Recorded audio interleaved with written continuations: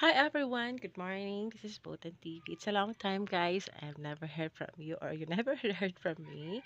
So I'm back again. I hope makontinue ko na ito. And this was a problem on my YouTube. I mean, sa account ko kasi hindi na ako pwedeng um, na. So I really want to share with you guys. Now I'm having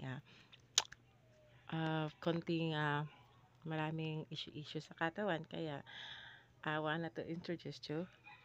I want to introduce to you this kinahiligan ko naman ngayon. I call it a hobby na siguro. Kasi I really want to try and I really want to prove na it's true siguro itong ginagawa ko because of what I have read and what I have narinig sa ibang expert na super galing daw to. So I just wanna try this one. So it's a low carb, guys. And hindi ko kinukuha yung rice pero andito pa rin yung rice pero konti lang ang ginagamit o kinakain ko at saka small amount of everything dun sa food na kinakain ko. I hope na magagawa ko ito in the long run.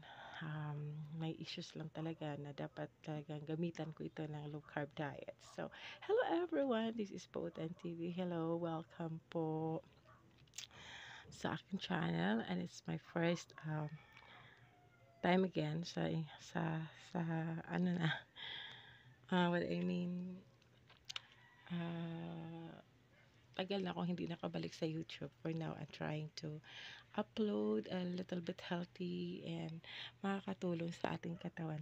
So na guys, here's the one guys. So I've just mixed it with some may meat ako.